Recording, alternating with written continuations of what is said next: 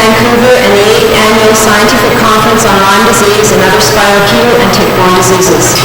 April 24th to the 30th is Lyme Awareness Week in British Columbia. We are grateful to the Lyme Disease Foundation of Hartford, Connecticut for this opportunity to host this important international conference.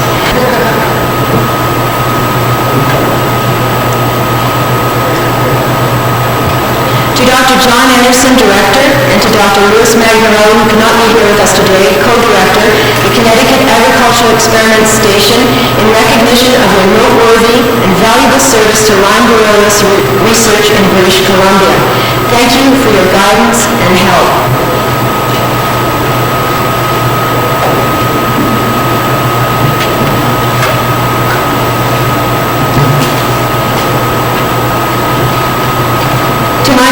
Dr. and Mrs. Elsie Kindry, for your dedication and commitment to the support of Lyme disease research and education in British Columbia and across this country of ours.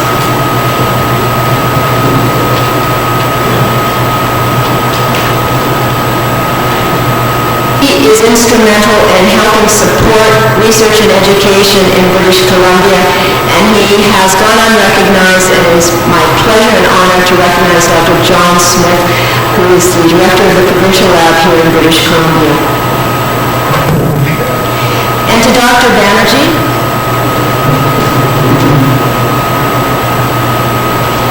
I have worked on this conference with Dr. Banerjee for 1 year, and he has been an absolute inspiration and has been a support beyond words. And it is my pleasure now, on behalf of the Society, to recognize his dedication to research in the isolation of Burley burgdorferi in British Columbia, Alberta, and Ontario. And finally, to Dr. John Miller, I would like him to accept the certificate on behalf of the BC Ministry of Health and the BC Centre for Disease Control for supporting this conference.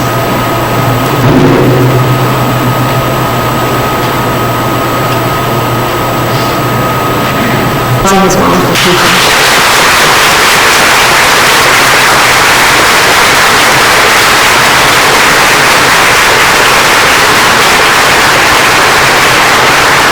Thank you. Now would you all please stand for the singing of the Canadian National Anthem, followed by the American National Anthem.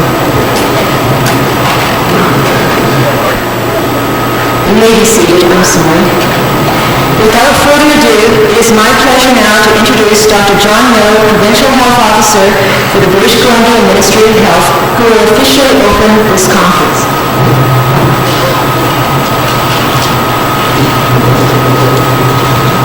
Thank you, Diane. The Minister of Health, the Honourable Paul Ramsey, was very honoured to be invited to offer some opening remarks here this morning, and he's very sorry that through pressures of his work he can't be here, but he was very anxious that I extend on his behalf to you his greetings and his welcome to this conference.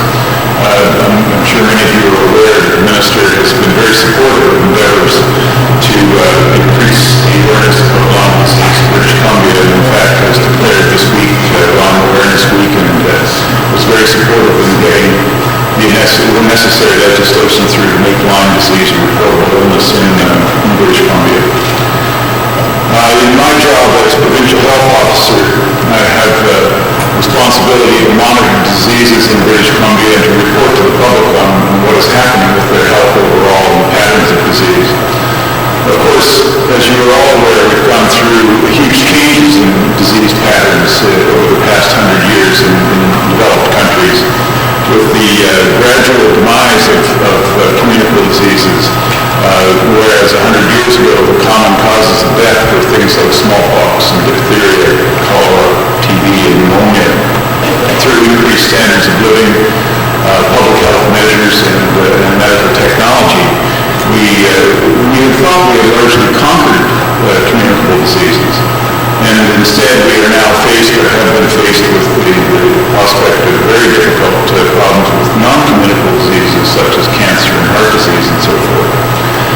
And of course, with this more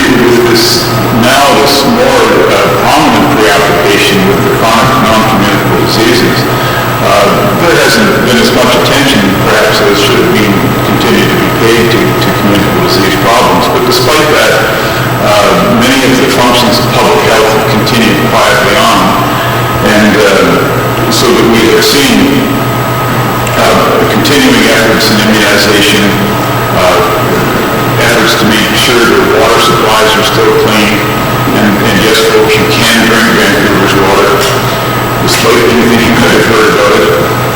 Food inspection, sewage disposal, and various disease control efforts such as TB and AIDS and STDs. And important amongst these functions, of course, is the ongoing surveillance for communicable diseases, which includes laboratory support, the reporting of communicable diseases, and the epidemiology of those things. It is through the ongoing surveillance efforts that have gone on through public health endeavors in a variety of countries. The Centers for Disease Control here in British Columbia, the Laboratory Centers for Disease Control in Ottawa, the Centers for Disease Control in Atlanta in the U.S. and in various other countries in Europe, that we are now beginning to recognize that there's the emergence or re-emergence of a number of very serious communicable disease problems. AIDS, of course, is the obvious one, and it creeps up every year as a more higher and higher cause of death. And of course, as you're well aware, in Africa, in many parts of Africa now, it is the leading cause of death. And it creeps up every year, even here in British Columbia. We have problems that we're currently facing in BC of an outbreak of toxoplasmosis. We've recently had an outbreak of plague in India where that impacted every country around the globe. We had an ongoing problem with cholera in South America. We've had thousands and thousands of deaths recently from diphtheria re-emerging in Russia. We've had the extraordinary phenomenon of the spread of hantavirus. We have the re-emergence of tuberculosis in the U.S. and the ongoing epidemics of meningitis. It's interesting to reflect on what is going on here. Why is this happening? Well, some of this is obvious. It's the reversal in terms of standard of living that's going on in some parts of the world. I mean, the collapse of the former Iron Curtain country economies has clearly been associated with the re-emergence of communicable disease problems as both the standard of living has dropped and the good functioning of public health systems has declined. But it's also obvious that there are some new and emerging and tougher disease entities to deal with, and we see that things like babesiosis creeping up in the state of Washington, and we've now, as you are all aware, seen Lyme disease apparently started in Connecticut and then spread across the country. There are difficulties whenever we face one of these newly emergent pathogens when it comes into a population that's not formally had to deal with. There are huge difficulties in, first of all, accepting that it's there, secondly, getting the surveillance systems into place to recognize it and measure it, and then following that, there are even more difficulties in terms of getting the physician, the medical community, the professional community to understand and accept and deal with it properly. And there are similar problems with the public. So, with the emergence of Lyme disease in British Columbia, we've seen exactly all those problems play out. And certainly from my vantage point, I've seen that the only way that a disease like this can be successfully dealt with is by a combined effort of people in government who do recognize the problem, able to find the resources to measure it and do the epidemiology. But it can never be entirely successful without the strong support of the public. And in British Columbia, we have been blessed with the passionate advocacy of Diane Kindry, who has really carried the flag on this, and I can assure you has made sure that the public health officials have done what they should do, and has made sure that the government has at least found some money to support Lyme disease. So in my view, it really should have been Diane up here receiving the awards this morning, because she's done more in BC for Lyme disease than anybody on her own. So thank you very much, Diane, and good luck with the conference.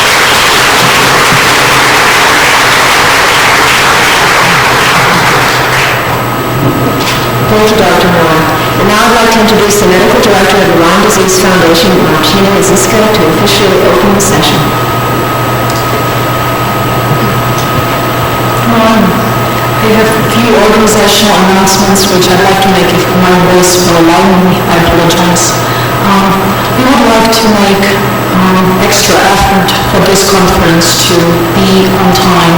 We have scheduled discussions after each session, and for each speaker, right in front of the speaker podium, there's a timer. Can you stand up, Sharon? Yes, and she would signal 5 minutes of the presentation. We have a very big program for just 2 days, and we want to make sure that everybody gets the chance to make their presentation, and we all have the chance to discuss the significance of their presentations. Discussions are primarily for medical professionals. Public will get a chance to ask their questions at the public forum, which is scheduled for Saturday, 4 o'clock p.m. At 10 o'clock a.m., the additional tickets for lunch and aquarium receptions are going to be on sale.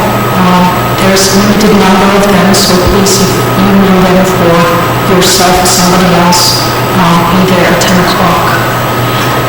Lunch will be provided at Regency West, which is a couple of rooms further down the hall. There are going to be hostesses directing you there. For speakers, poster presenters, and exhibitors, our hosts from British Columbia have prepared a free gift, so if you did not pick it up, please do so at the registration desk. For the tonight reception, the transportation is going to be provided. There are going to be leaving buses from in front of the hotel. Around the clock, 7:15 is the first bus leaving. This conference has been awarded 15 category 9 CME credits from the College of Family Physicians of Canada. In each of your packets, there is a yellow sheet, evaluation by the participant. The CME accreditation is going to be given to you at the exchange for the filled out evaluation form at the end of this conference. If you have any questions, find the hostesses at the registration desk. They'll be happy to help you. Now let me introduce the first speaker, which is Dr. Jace Ketzel. Because this conference is being held at the location where Lyme disease is not household name yet, we thought it would be appropriate for people who are not so familiar with Lyme disease to give them a brief overview of the disease. And Dr. Ketzel was willing to do that.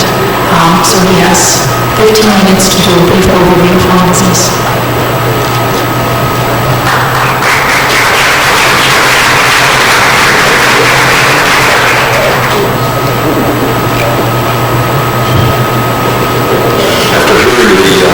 National anthems, I feel like saying play ball. For those of you who were up at the Ink meetings up here a couple of years ago, you remember Paula Boyce singing "Oh Canada" in both in English and French, and that was a very moving thing. A very special thanks to the Fortuners, again to Martina and the Lyme Disease Foundation, not just for what they've done for me, but for everyone. Thanks to all Vancouver people, the Kindrys, Dr. Banerjee, happy birthday to Dr. Berghofer, an inspiration to everyone. It's good to see so many friends here today, so I want to open this conference in a friendly way.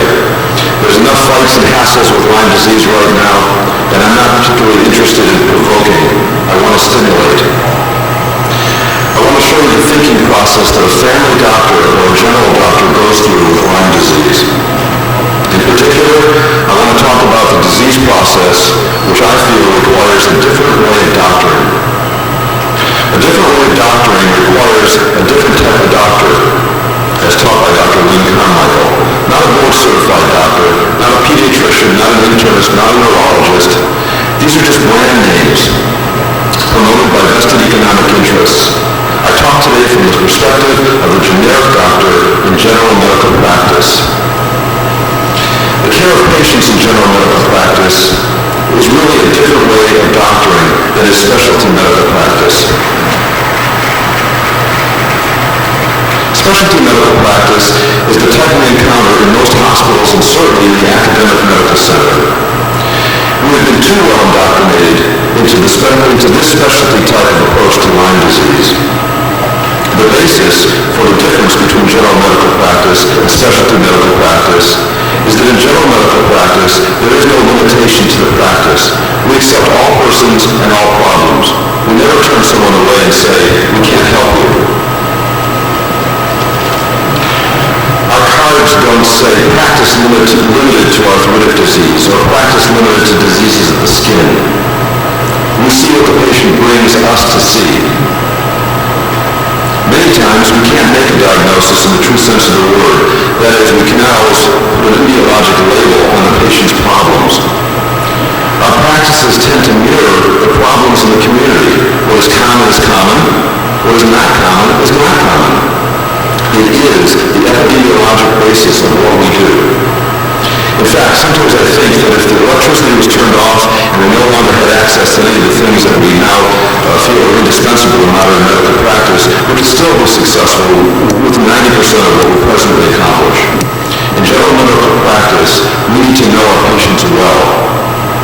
A starting point in trying to activate healing is to gather information. In doing so, we need to understand the motivations and the expectations of our patients.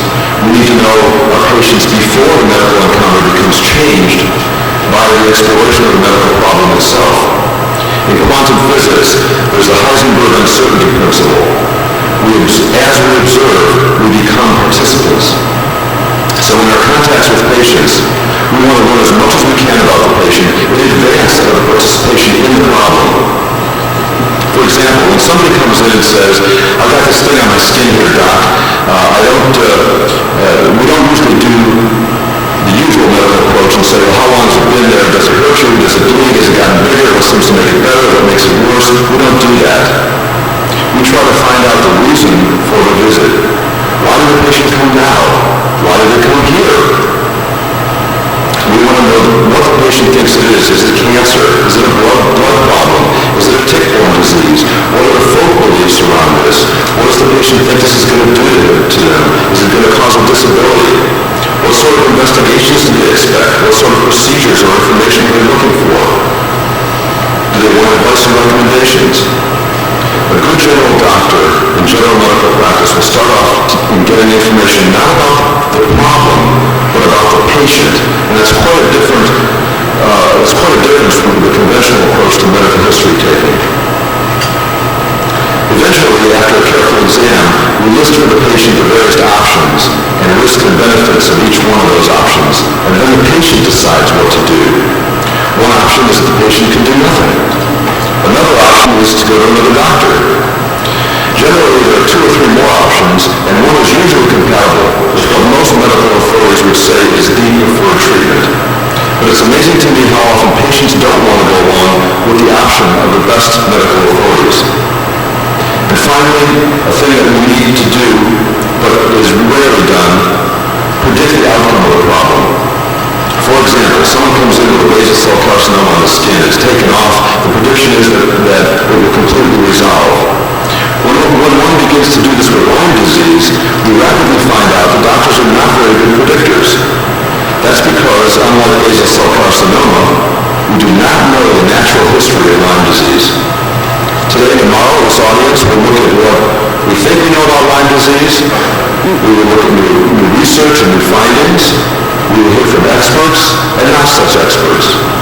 Your job is not to take every fact as if it was written in stone. It's your job to learn how to learn. Question what's put in front of you. Question if what you're hearing is really relevant.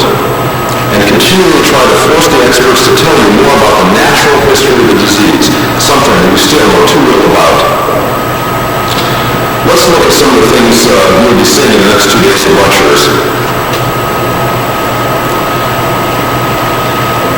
As we go through the next dozen or so slides, use them as a starting process to formulate questions in your own mind, questions you can toss back to us to try to answer.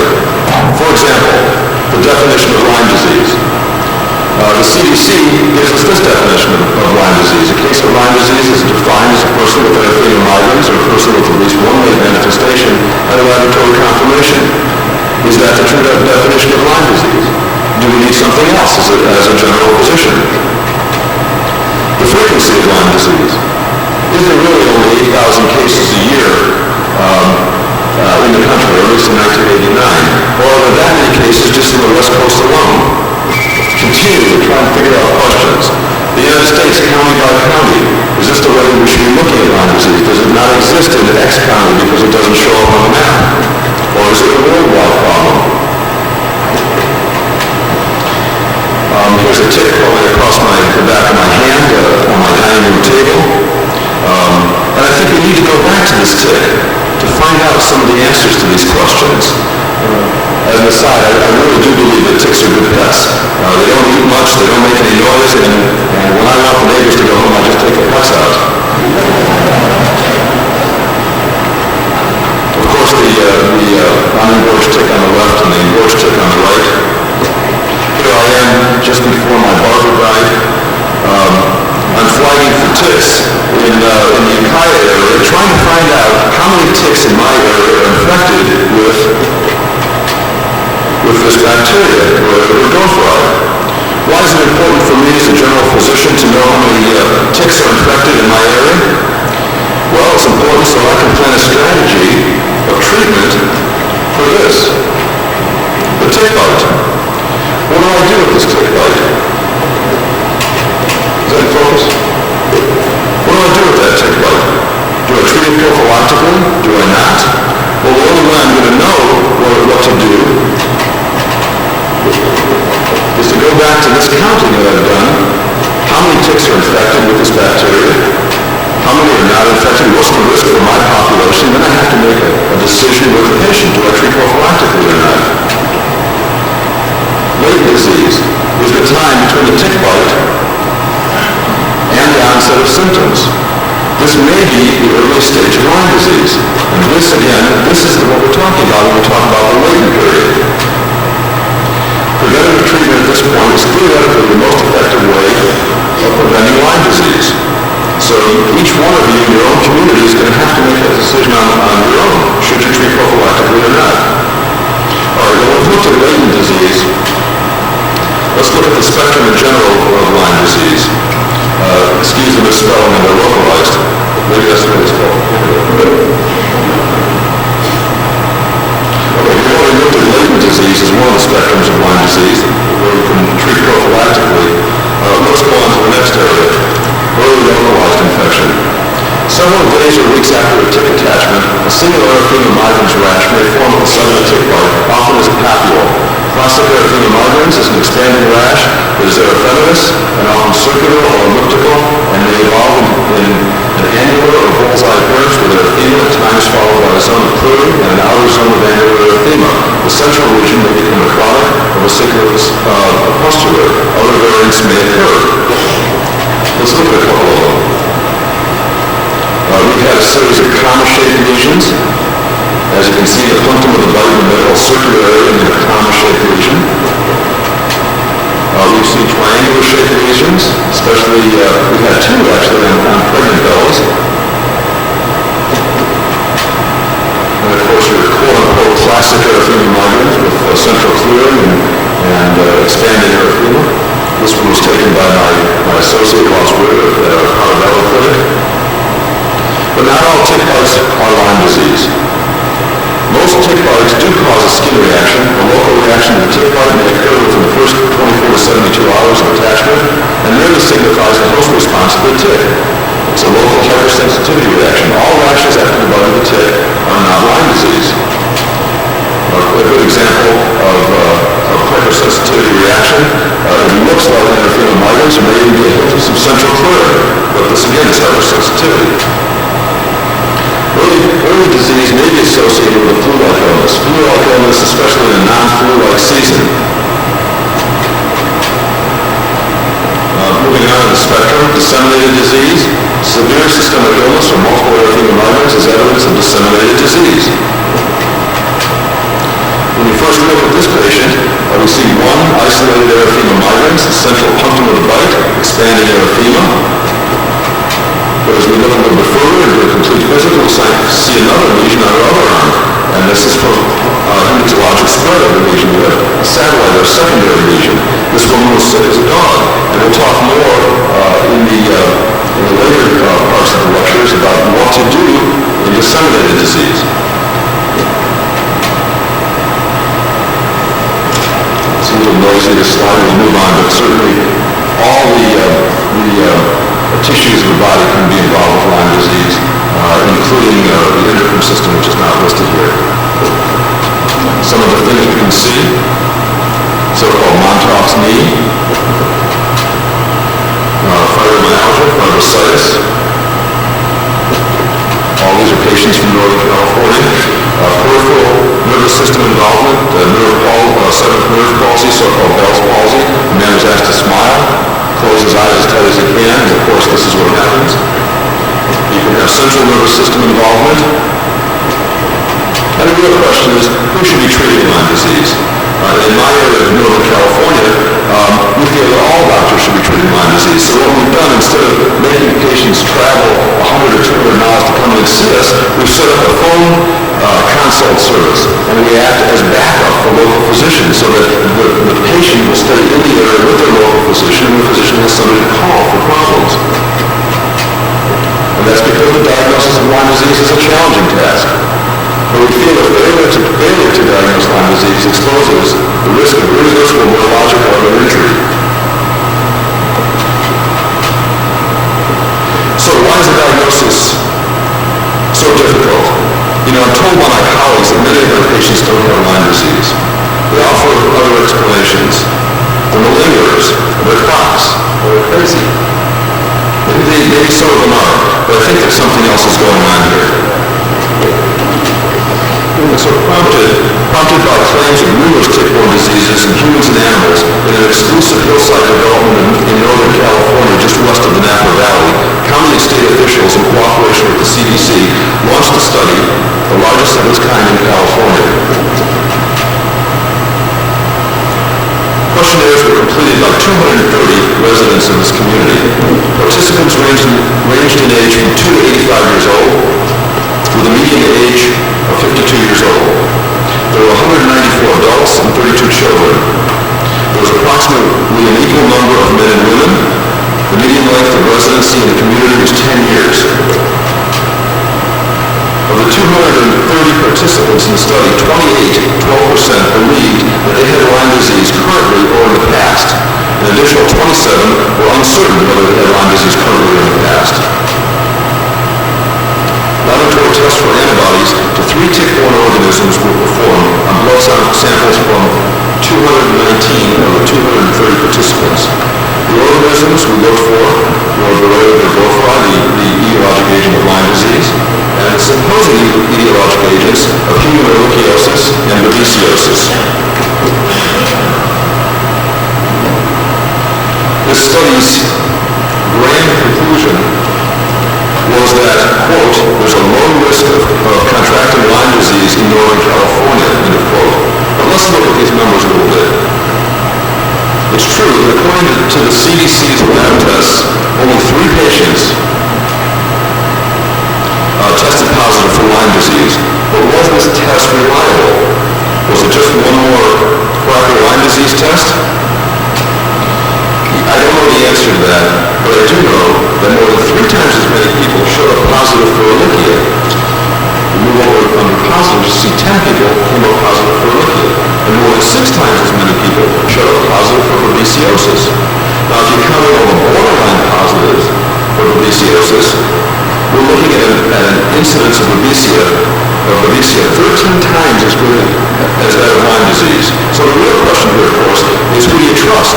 Which lab test do you trust? And can this data be reproduced again here or in another area? Thus far, officially in California, we've had 1 case of ehrlichiosis and 6 cases of babesiosis that have been reported. A transient with a history of a splenectomy died of babesiosis in Santa Rosa, which is the next community down the road from me, last year. In another study,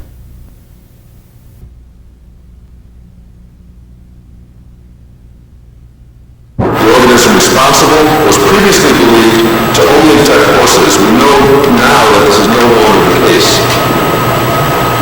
And obviously we now know that everything is perfectly clear. Well, let me ask you a question.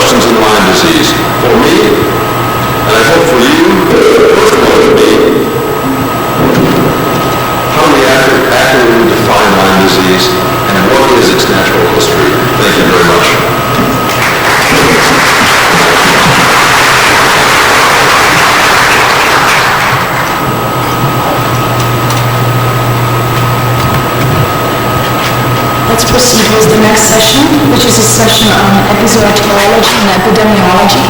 Can I have the session chairs, Dr. Banerjee and Oliver, sit at the head table and introduce the speakers? He's going to give us an update on the epizootiology of Bibeldophila in the southeastern United States.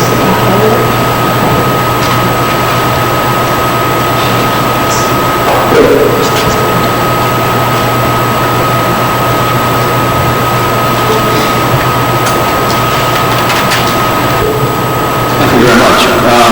It's a pleasure to be here in Vancouver. It's a lovely city, and I thank the organizing committee, both in back east and out west, for inviting me. We've been extremely fortunate, I think, in the last several years in our work on Lyme borreliosis in the southeastern United States and to some extent in the south central United States. And what I'd like to do this morning is share some of these results with you. I think it's been very exciting for us, and I hope you'll get some of the enthusiasm as we proceed. Can I have the first slide, please?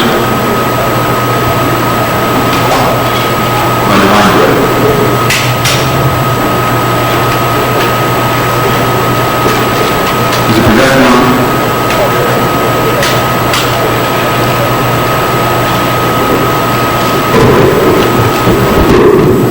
First, before I zero in on our studies in the southeast, just a brief overview to point out that the group of ticks that are most often implicated in transmission belong to the Exilius bacillus species complex. It's also sometimes called the Exilius persiccatus complex.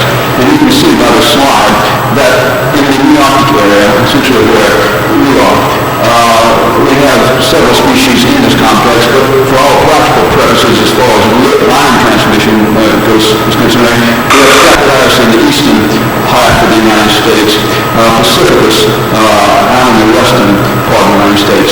Recently, Aphanis, we've isolated spirochetes from that species also. That's the southern species that range extends only to the neotropical area. The isolates we made were in the state of Georgia. The Palearctic area, most of these species haven't been looked at, of course, except for persiccatus and bacillus, and in the Oriental region, persiccatus should also be listed here. So those are the major vectors that we know something about. The other species have been examined.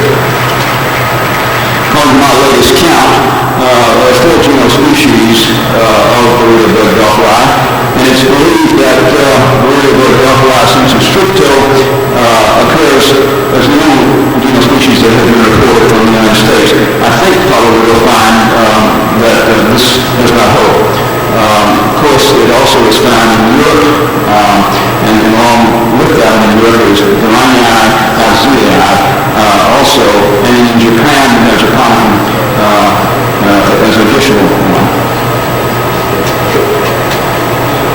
What I'd like to do now is just show you a list of a few of the assets we've made. We have approximately 100 assets of Borrelia sensu lacto in the southeastern and south central United States. This is rather remarkable since just a few years ago it was reported that it didn't occur at all in this area. And I think you'll see that we have a wide distribution as far as hosts are concerned and as far as geography is concerned. But some of the ones I've listed here to give you an idea of the host range, you see the cotton mouse. This is Peromyscus gossipinus, which is of course a very close relative of Peromyscus leucopus. We've done isolated from the Staphylococcus tick as well. Some more from Georgia, again, cotton mice, Staphylococcus tick, Exilius dentatus, also have been served as an isolate source. Wood rats, Neotoma pauldana, more cotton mice, and red cotton rats as well. In Florida, we haven't made as many isolates, but this I don't think is really necessary to the paucity. It's simply we haven't spent as much time in Florida as we have in Georgia and South Carolina.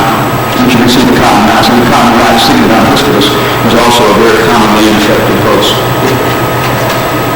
South Carolina, again, cotton mice are very good, wood rats are very good, cotton rats are very good.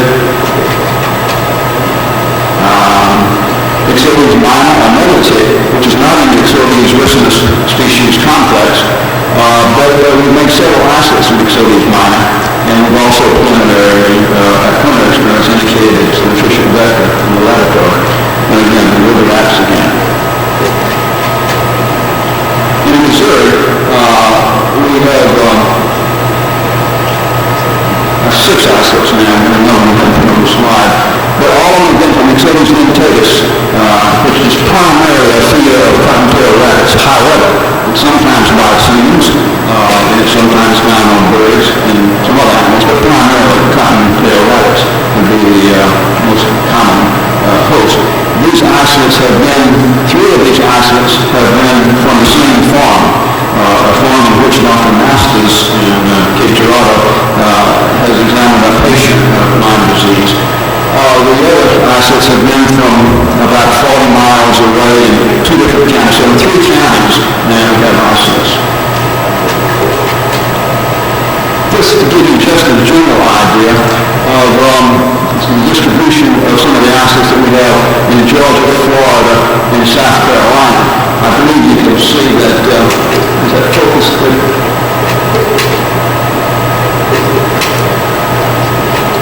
I can't tell, but it's from here. But the point I'd like to make is that most of our work has been located along the coast, in the coastal plain area, or island barrier islands just off the coast. And some of these islands are reached by boat, and some of these islands can be reached by automobile by driving out to them. Again, we have inland isolates as well, from Macon, Georgia. That's about 200 miles from the coast. We have some other isolates, Chester County, South Carolina. That's also about 200 miles from the coast of South Carolina. We have additional sites of isolate location that I haven't added to this slide yet. One further north from McClellanville and Georgetown, just about on the North Carolina border. We also have several isolates now in the Charleston, South Carolina area.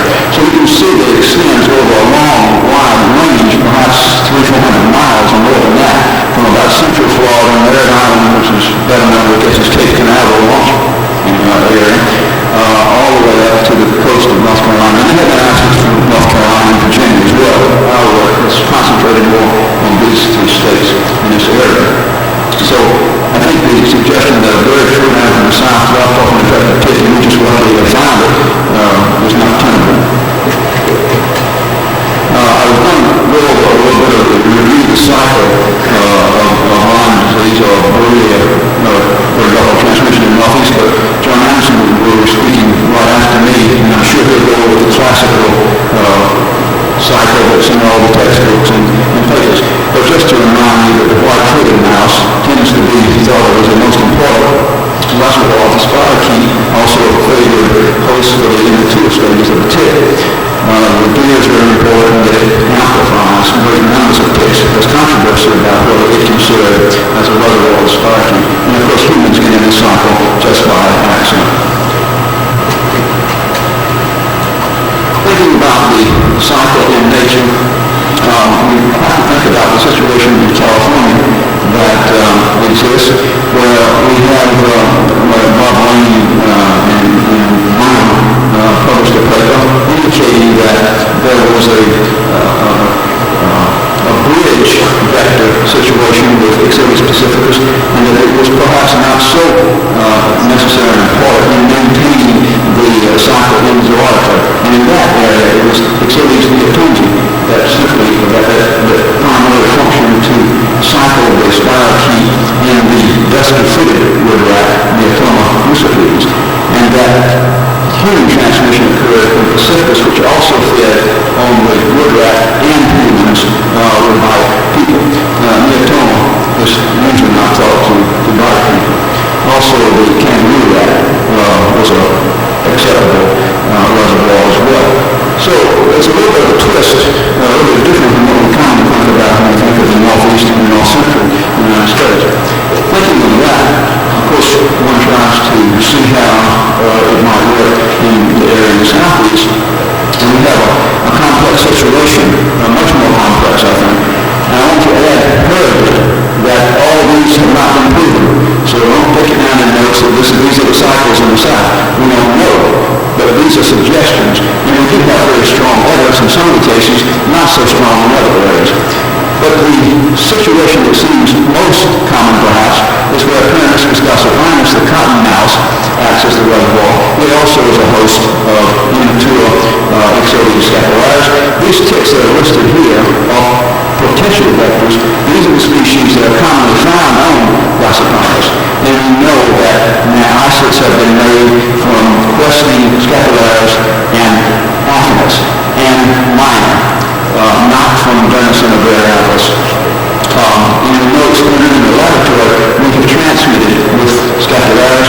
We have experiments now in progress using Aphanus, but we expect that to be good because it's very closely physiological and taxonomic with scapularis.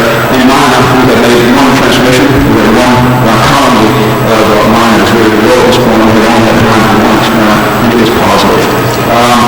Now, the question is, are there parallel cycles occurring in nature, or is this a one-like situation, somewhat reminiscent of what we just saw in California, where you have maintenance vectors and bridge vectors and things of that kind? We don't know at this point. So I guess this is a question mark and so forth. We have Sigma hispidus, the cotton rat. These are ticks commonly found in the cotton rat. And we know that the cotton rat is a host that we find a lot of infection and made a lot of isolates from that.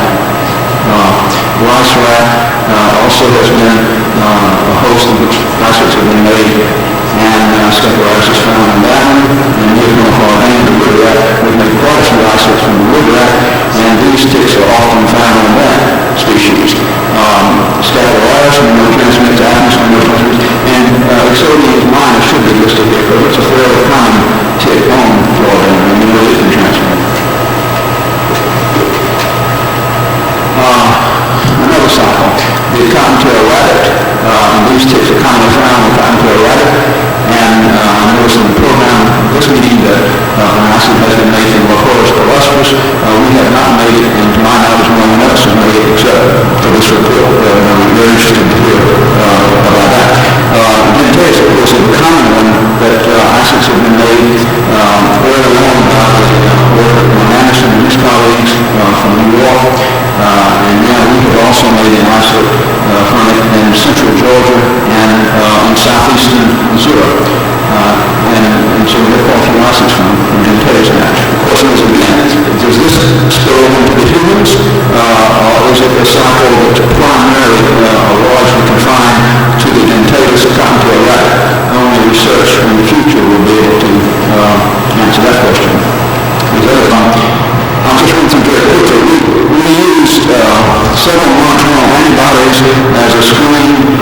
We used 3 gene amplifiers, the PCR, and we've done SBS page electrophoresis as an indicator of first characterizing to see if these species that we were finding in these isolates in the south were truly very Delphi.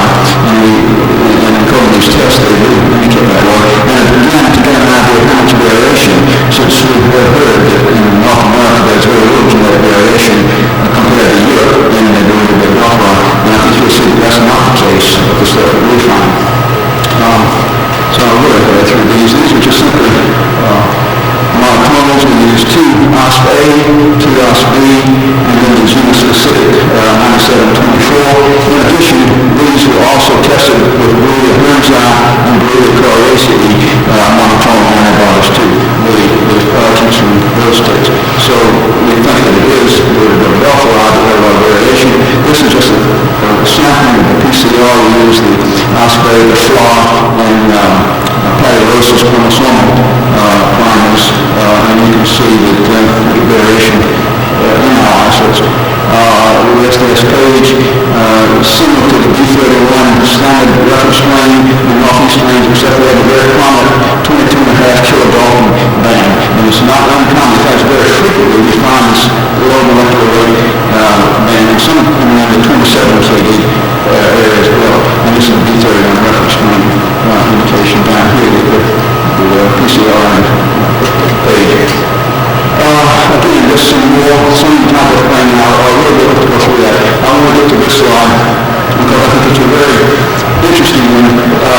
In addition to the methods that I just mentioned, the analysis working in conjunction with David Person at Mayo Clinic,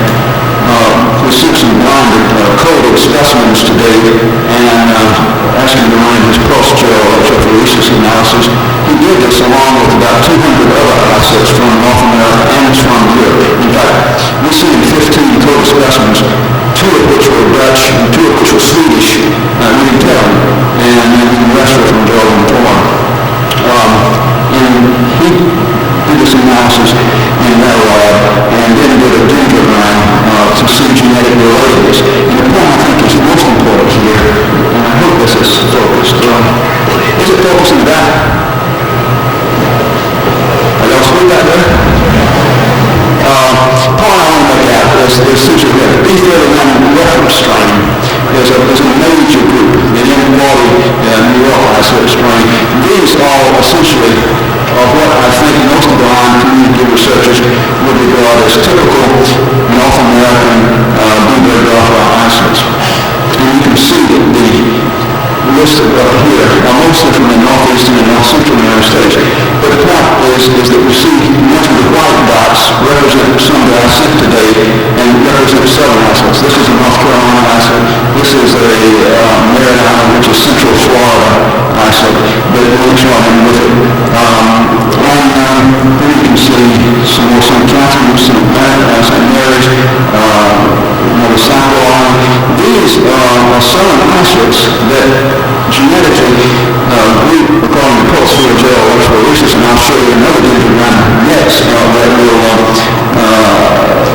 show the 23S gene analysis. But a lot of the southern isolates group down in this other major branch, along with other temperate species isolates, some from California, some from Colorado, but a lot of them from the south are down here. We don't know the medical role of these yet, but the interesting thing is that we do have some southern isolates that apparently are very similar to the northeastern isolates, and therefore we would assume to have similar type of disease-producing potential. Okay, I'm really good now.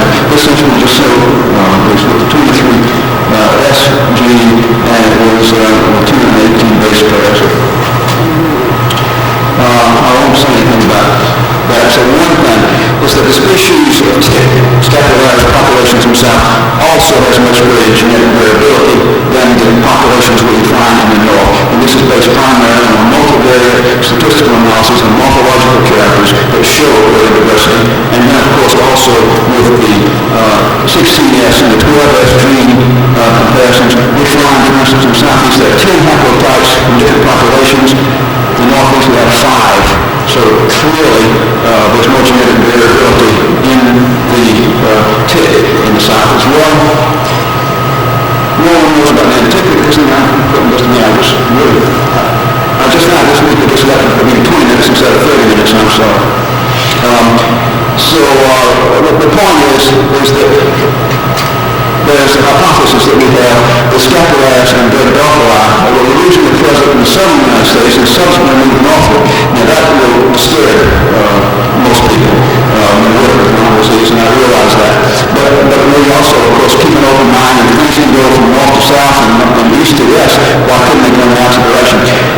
In general, there's a great diversity of species present in the areas non-inhabited, whereas colonies in new areas have a restricted gene pool and the rest diverse. That seems to fit the data with this hypothesis. Morphometric analysis, and I've mentioned that, indicate greater variance in several populations.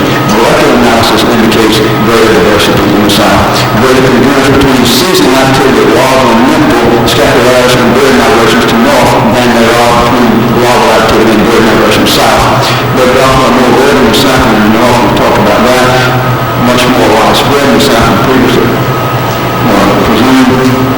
In summary, this is an old slide. As I say, it's about 100 isolates now that have been made from all these different type of animals that I mentioned, in many different locations.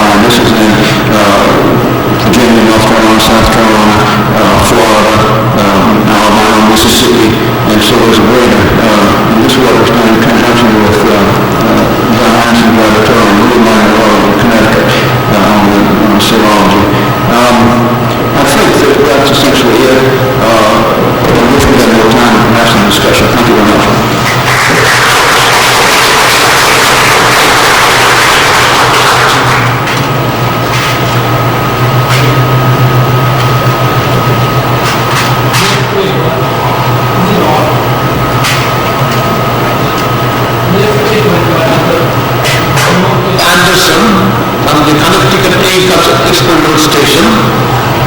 The title is Ecology of Lyme Disease in Northeastern United States. Could I have the first slide, please?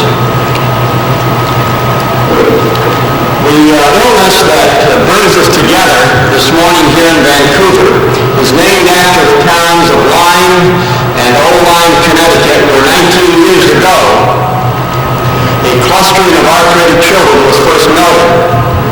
How do I get that first slide on? There we go.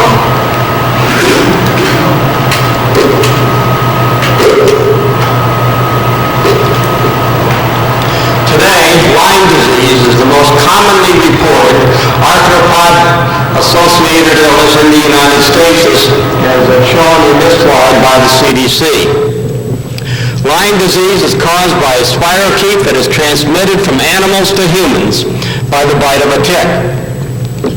My focus this morning will be on the ecology of this disease as it relates in those areas of the United States where the largest numbers of cases have been reported. The spirochete was named Borrelia burgdorferi in honor of Dr. Burgdorfer. This organism is helical-shaped. It is long and thin with a flexible cell body with a unique means of motility.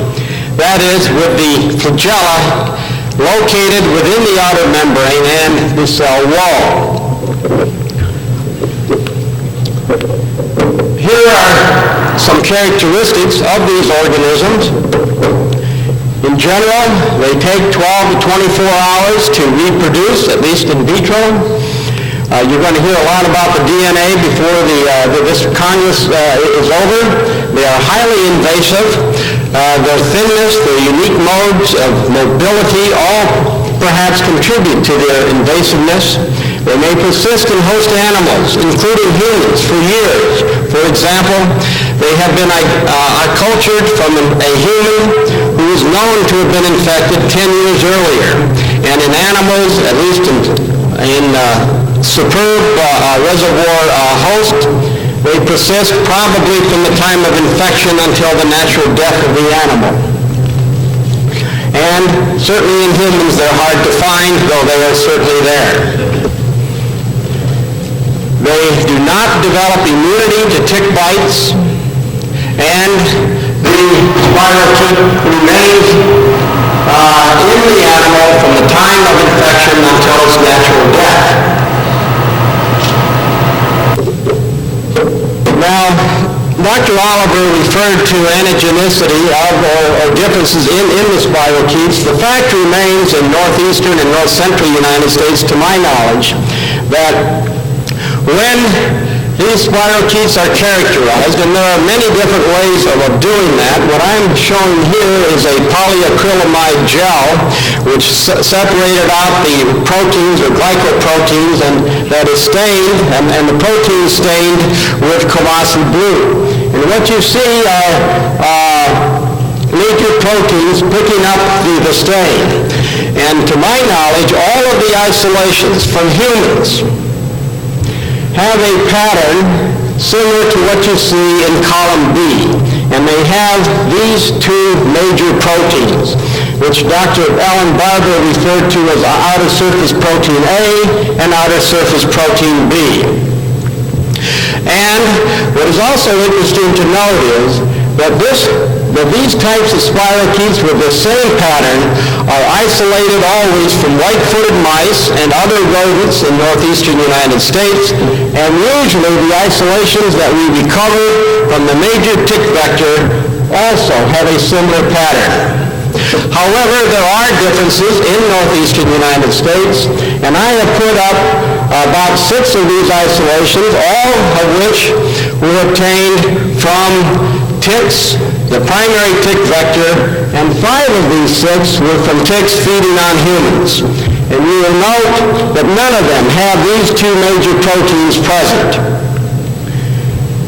If you're wondering about this major protein shown here, These are a different protein, which Dr. Ellen Barber refers to as outer surface protein D. They all react in immunoblots with a monoclonal antibody first raised in his laboratory, referred to as outer surface protein D.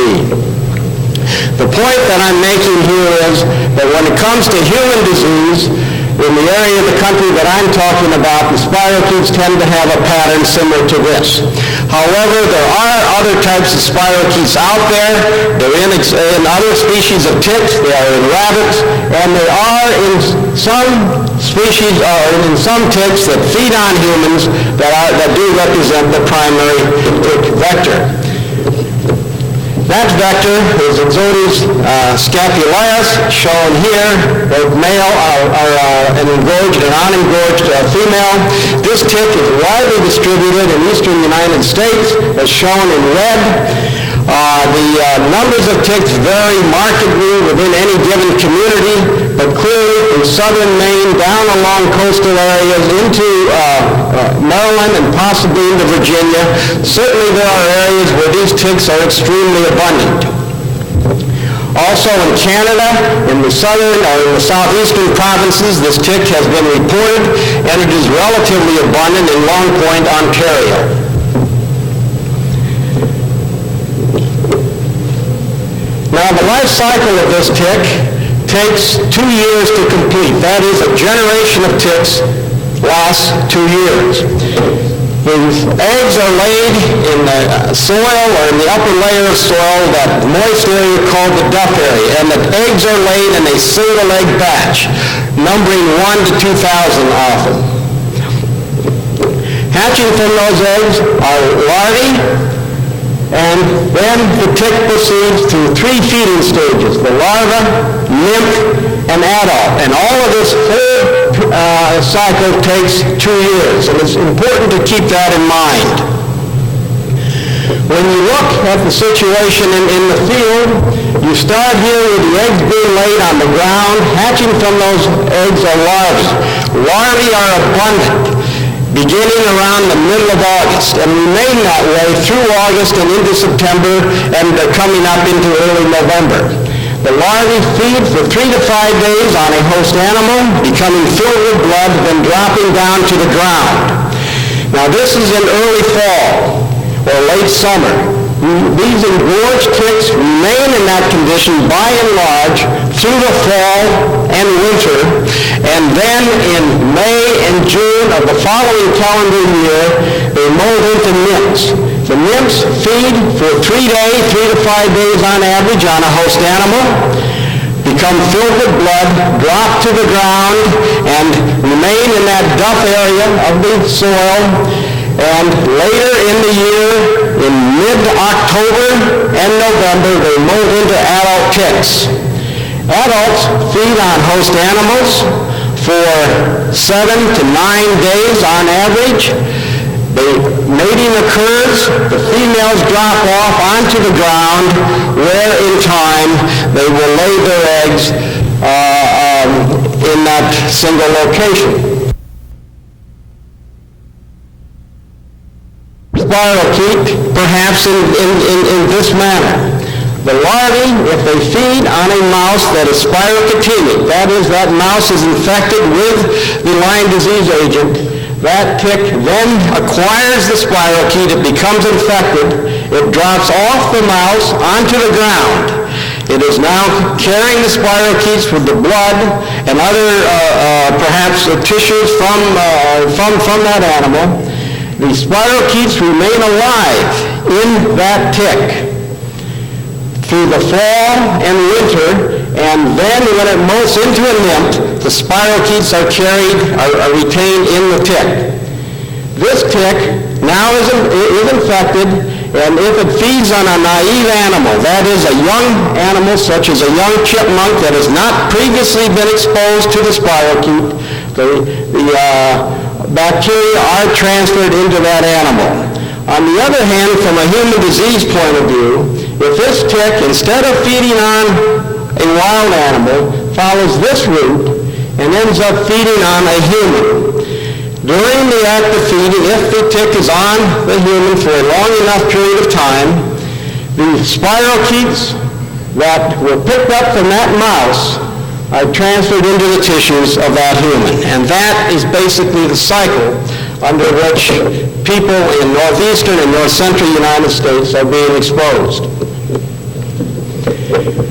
This here shows you the numbers of cases by month reported in Connecticut, and it follows pretty closely with the appearance of the nymphal stage of the tick, with the majority of cases occurring in June, July, and August. And you have to realize that this is during the symptom onset, and these ticks, the nymphs, become more common after the middle of May and through June and into early July.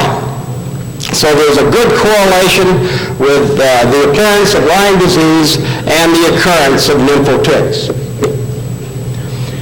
Now, what about the prevalence of infection? This was discussed earlier by our opening speaker.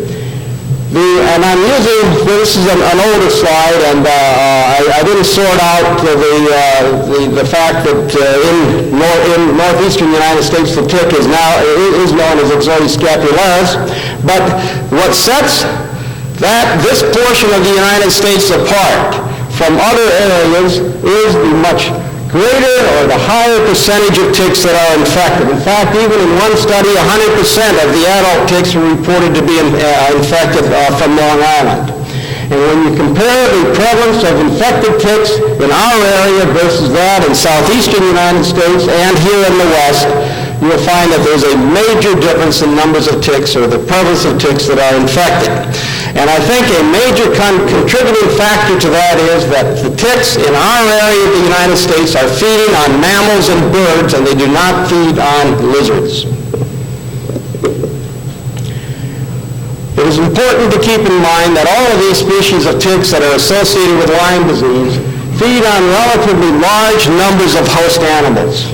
Ixodes scapularis has been reported to feed on 119. I now have that up to 120 species. I do have a listing of the common names and the scientific names of the mammals, birds, and reptiles with me, and I'd be happy to give any of you a copy of that. It's a four-sheet handout if you'd like to have the specific names of the animals that this tick feeds on. While our number is relatively large, it pales in comparison to the numbers of host animals that are parasitized by ticks in Europe and Asia. In summary, our relatively high incidence of Lyme disease results in large part from increasing numbers of deer. Adult ticks feed on mammals, and primarily only on large mammals and to a lesser extent on medium-sized animals. And our numbers of ticks have increased along with the increasing numbers of these animals. We also have this high incidence because of the presence of this animal, the white-footed mouse, that is common and parasitized and carrying the spirochete. We find 80 to 90% of these animals to be infected in our part of the country. Also, because of the large numbers of ticks that are present in northeastern and north central United States in wooded areas, and because I think we have here a relatively small tick that goes unnoticed when it's feeding on humans. They don't find it, many people do not find this tick attached simply because they do not feel it, and because of its relatively small size, and because it can feed on any part of the body. And finally, we have these large numbers of cases of Lyme disease, relatively speaking, because of the encroachment of humans into forested areas that are heavily infested with ticks, many of which are infected with borrelia burgdorferi. Thank you very much.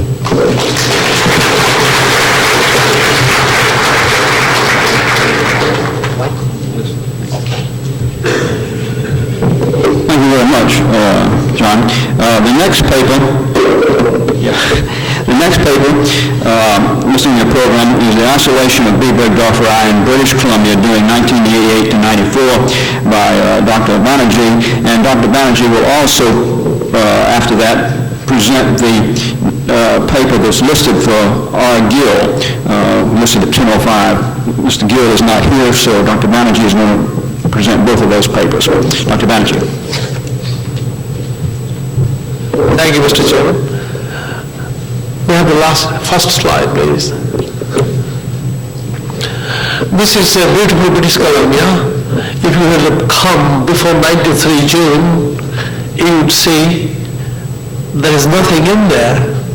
But now, from 93 June onwards, you will see this alert warning for tick sign.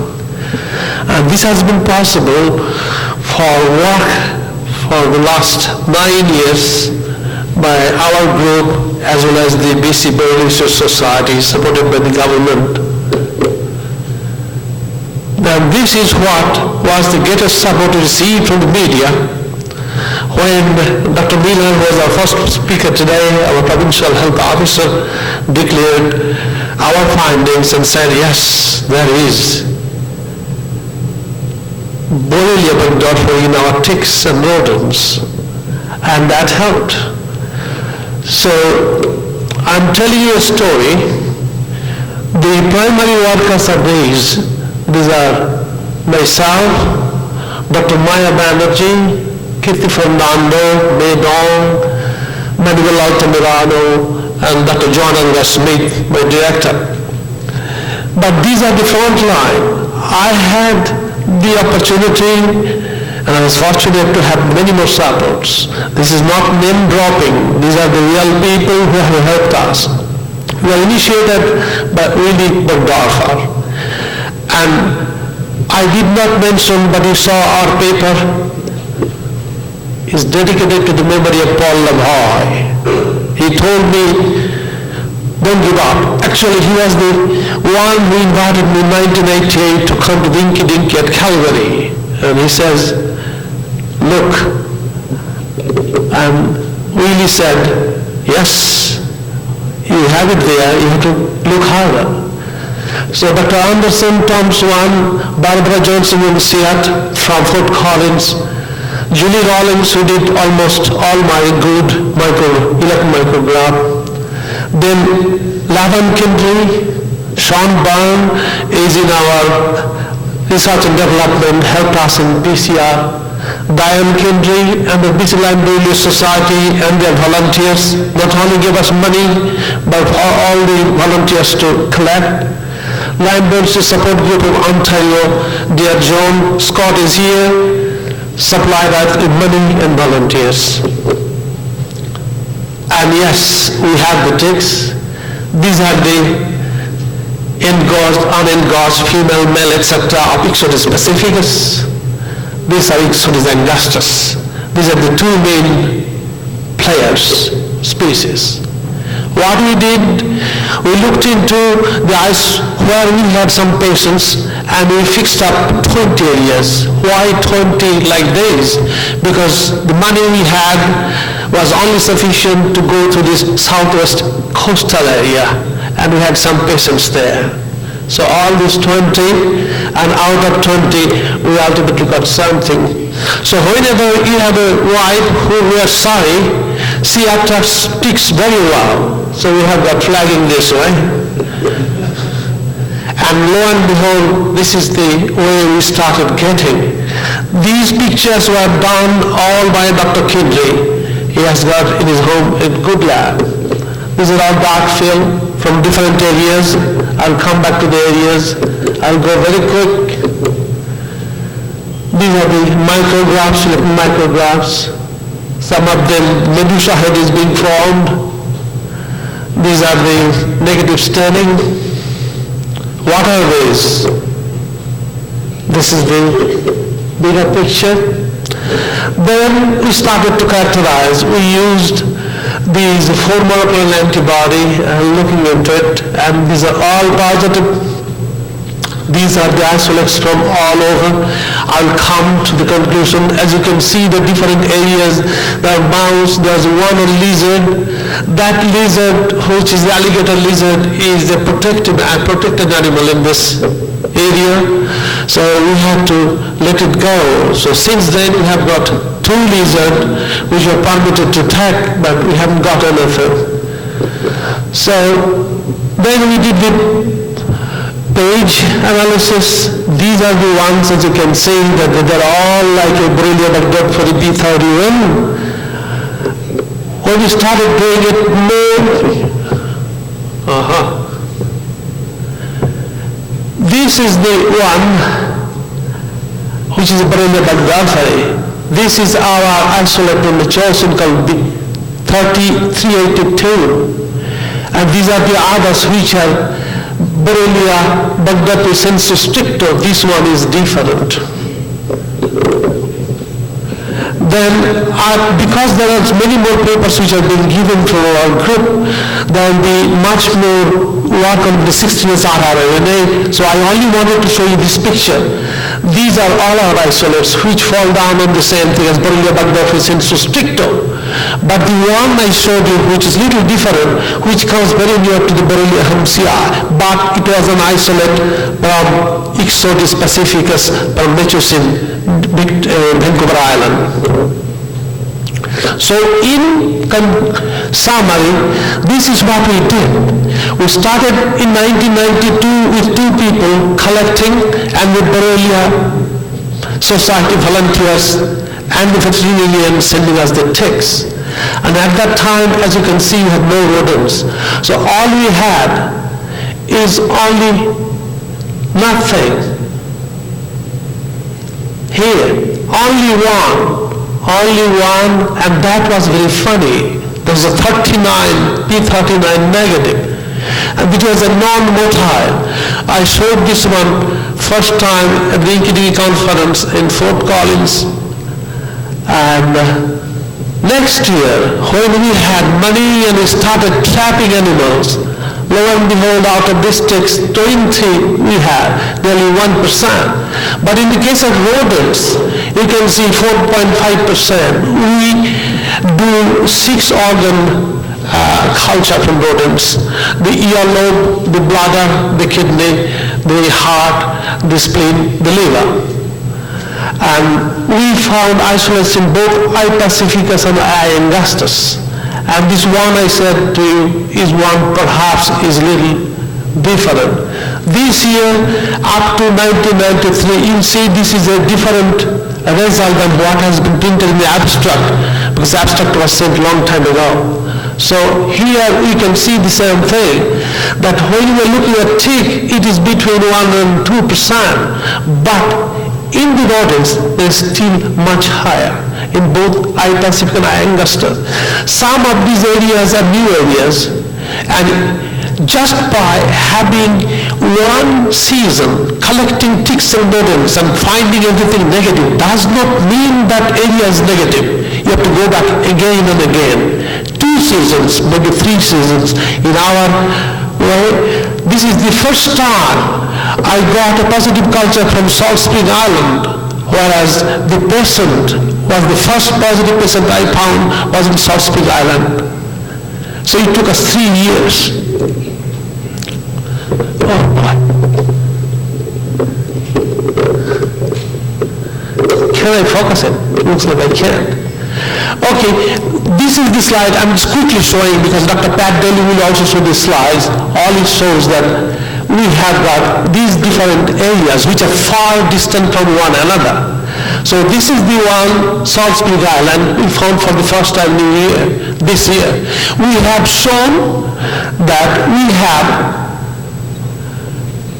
not only Pacificus but I. angustus infected juvenile ticks, our first such finding.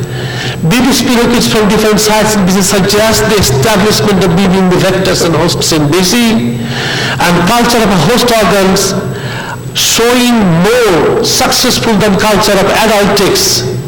And this is why we are saying that maybe those who are finding negative intakes should go back to the area and start trapping the vectors, vector hosts. And on the basis of our work, we suggested that BC should be accepted as an endemic area. Its extension of endemicity, we do not know. We are still looking. So we have 2 more years of survey. So at this moment of the game, I have got 2 people who are working in the field. Thank you.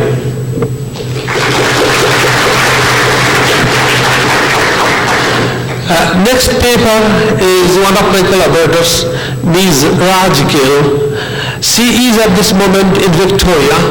She is looking for patients and their friends to come forward for giving her blood. We have got a mini epidemic, 18 people with toxoplasmosis. It was in the press conference only 2 days ago. So she requested, because the work is all ours, to just give the paper on behalf of her. So we have lots of ticks, all kinds. This is only a few. We have got 26 species of ticks over here, plus the 2 non-ticks which are Melophagus epinas and Lepotodepressa. This is the sheep cat and this is the deer cat. And whether or not they also carry Borrelia burgdorferi, I do not know, but we have not stopped culturing them. These are some of the ticks I am showing you. This is the tick which is very important to us, Ornithurus hansii, which gives us the relapsing fever. We have got quite a few people. This is Autobius magnini. We did not ask that tick to come to us, but it came through some horses which are brought in from Idaho. It was in the ear. This is Aponeura neonatum. Came on a boa constrictor from South Africa. It was not feeling very well. Veterinarian was quite wondering what happened. They found underneath the skull this. We still do not know what it carries. The reason I'm showing this, that it is not only your own tick, but the ticks being brought in by unsuspected pets may cause new transmission of new disease in your locality. This is the beautiful areas all over where ticks abound. And when we started the work of looking at patients, that was in 1986, and it was just by default, because Dr. Burgdorfer used to do all our work before. Then he said, you do it on your own, we will give you everything. So we got all the cultures from him, started, whenever I had problem, I know where to go. So I always used to send him and bug him. After him, Tom Swan took over and helped us. Now John Anderson does the same thing. Barbara Johnson does the same thing. So we're very lucky. So what we did I'll show you exactly what we do now. At that moment we were doing IFA, absorption, IFA, etc. The ELISA came in, we started doing ELISA. But always we used to do Western blot. And whenever we had a doubt, we always used to send it for confirmation. And we used to take at least 1 to 256 as a cutoff point, but never gave up 1 in 128. This is what we used to do. Our Western blot at that time we used to do at least these 4 bands between 17 or 20, 31, 34, 41, okay, had to be there.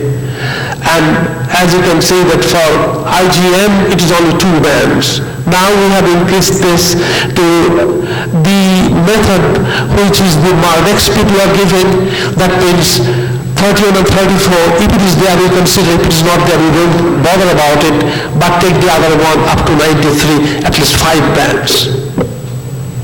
This is the one of the, this is some of the patients, Western blot. These are the old slides, just to show you that yes, it is there. This is also some of those people.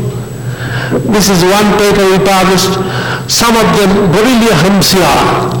If you do ELISA test, you find them positive. But even when you do the Borrelia burgdorferi Western blot, you will find you have doubt what you are looking at.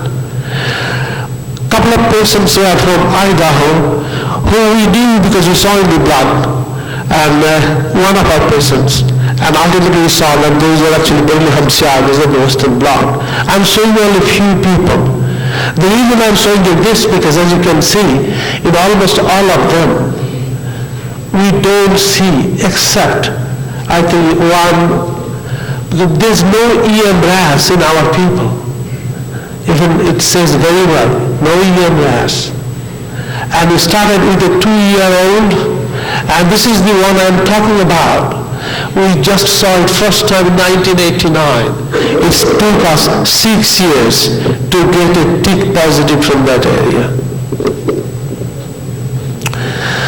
Some of these works will be discussed by Dr. Pat Daly, so all I want to say that we did the full questionnaire. Out of 43 people who are positive today, we found we can only account for 11 people and accept them that they have been infected right in BC. We are making very strict analysis of the epidemiological data and questionnaire analysis. All these areas are far apart from each other. This person was incarcerated in a jail for the last 4 years, and we looked at the same area. Rodents and ticks don't have anything. The only thing which we did not trap, or were not able to trap, are lots of raccoons. So you will see Dr. Murakami, who is giving on this particular person some case history. We are going to go for trapping those nice creatures. So that is my story. My story is this, that Borrelia bugbear is healed. Our patients are not suffering from hallucination. This is not psychosomatic problem for them. Although they don't have anything on migraines, they have Lyme disease. Thank you.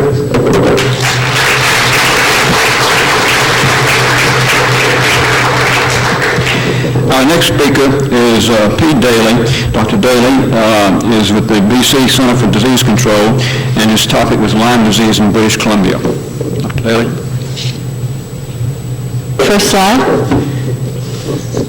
I'm going to be talking more specifically about the epidemiology of Lyme disease, of the reported cases of Lyme disease in British Columbia, and the results of some of the tick testing that Dr. Banerjee has already showed you, and how that led us to make Lyme disease a reportable disease in the province.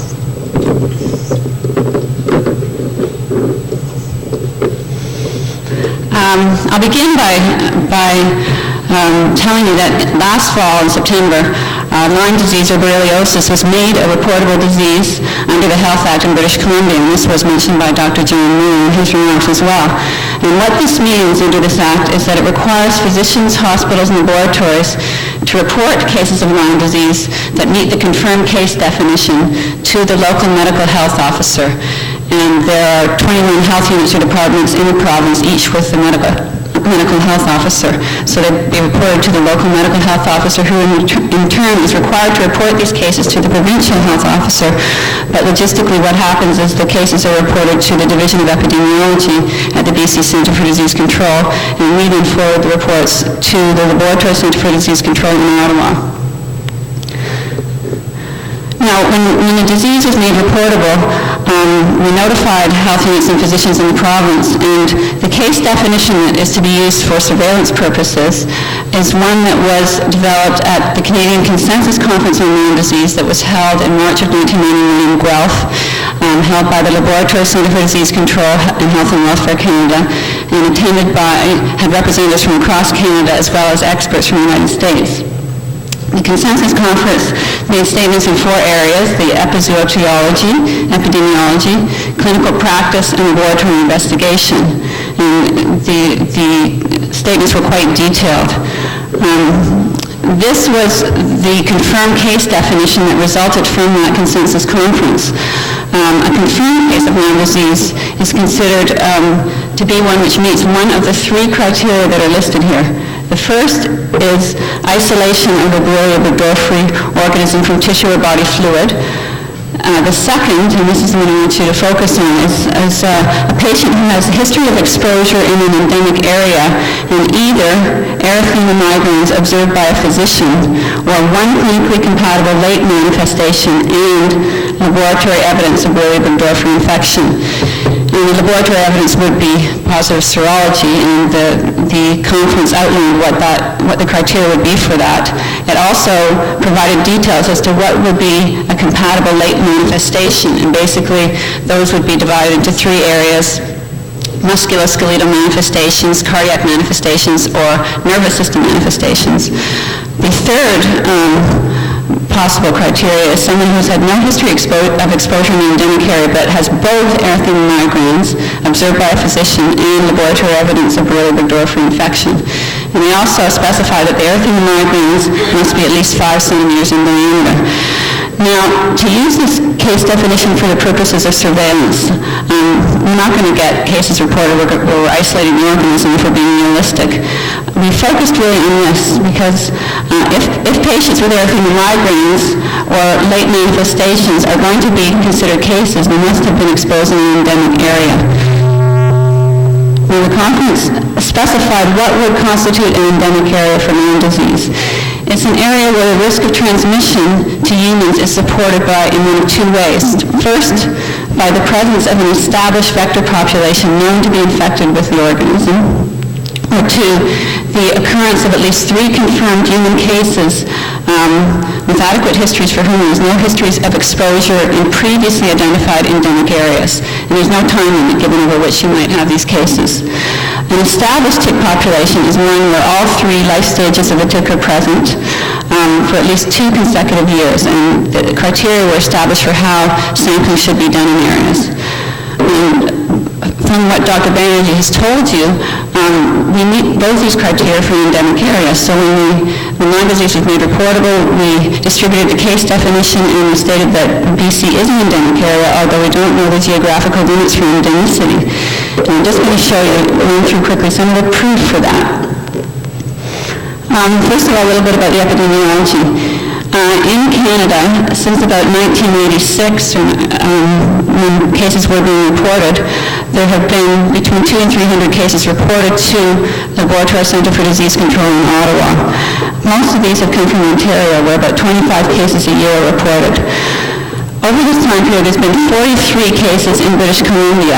However, as Dr. Banerjee mentioned, only 11 were felt to have been acquired in BC. The others were felt to have been acquired in other areas where Lyme disease is endemic. Almost all the other provinces, with the exception of Prince Edward Island and Nova Scotia, have reported cases as well. I mentioned that 43 cases in British Columbia, 11 felt to have been acquired here.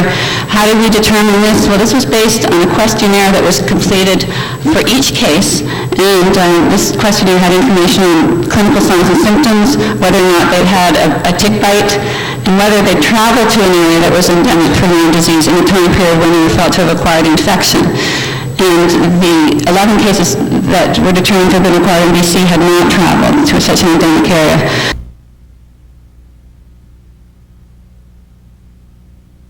This is the slide Dr. Banerjee showed you, which outlines some of the information on the 11 cases felt to have been acquired in the province.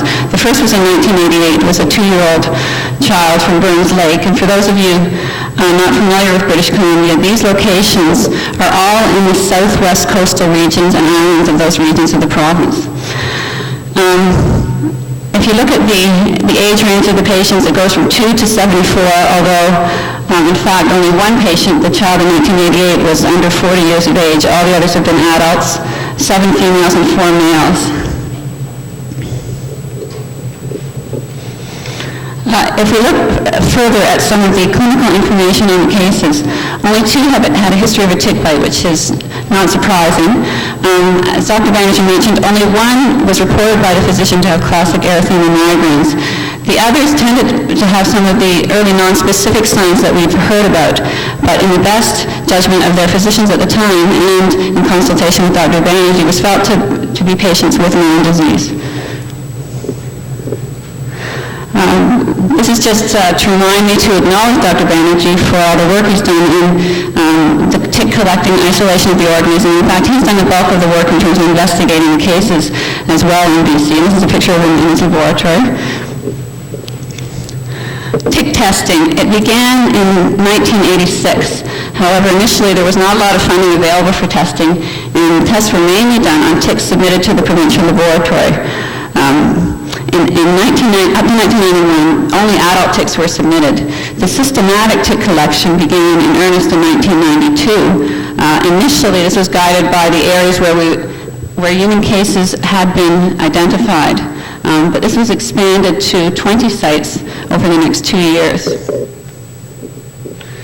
Now, what are the results of the testing? Just to summarize what Dr. Banerjee has already discussed, of the 20 sites, in 17, ticks and rodents have now been identified as being positive for Borrelia burgdorferi. Dr. Banerjee feels quite strongly that even 3 negative sites need to be reinvestigated for 1 more year to absolutely say that those sites are negative. As I mentioned, I think in Salt Spring Island, it took him 6 years to finally find a positive tick. But what's I think also important is that the organism has been isolated from different stages of both the Ixodes angustus and Ixodes pacificus ticks, so it now meets the criteria for endemicity that was outlined by the Consensus Conference in 1991. This is the slide he showed you, and what this slide shows is the health units in the province from which positive ticks and or rodents have been identified, and these are the locations. As I mentioned, there are 21 health units in the province, and there are 8 health units listed here, so that's a little less than half the health units so far that we found positive ticks. Again, those of you not familiar with the geography of BC, these names may not mean much to you, but they're basically from the southwest coastal regions. And I think it's important to emphasize that we don't know if there are positive ticks outside of these regions, not because we have tested it, because we haven't had the funds yet to test those regions. And this was the map that Dr. Banerjee also showed, and this is what the southwest coastal regions of the province. This would be Vancouver here, Victoria here. And it shows the areas where the testing has been done. And this map I brought with me will be available for those of you who'd like to look at it over the next 2 days. It shows the areas where the positive ticks and rodents have been identified. So what can we conclude by the information that we have on the reported cases of Lyme disease and on the tick testing that's been done? We know now that BC is an endemic area for Lyme disease based on the results of the tick testing, as well as the number of cases that we've had. However, the geographical boundaries and endemicity have not been defined at this time and require further study. More specifically, that we require that more tick testing be done in areas throughout the province. And Dr. Banerjee will continue his work, and we're also encouraging all health units, if people present with tick bites, if they can send the ticks in for testing, so that we hope that we'll be able to further characterize the boundaries of endemicity in the future. Thank you.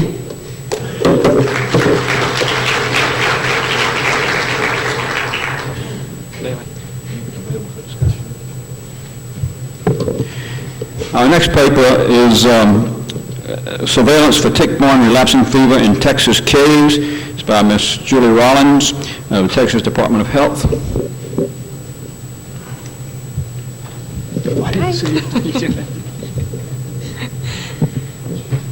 May we have the first slide, please? Oh, I do that, okay.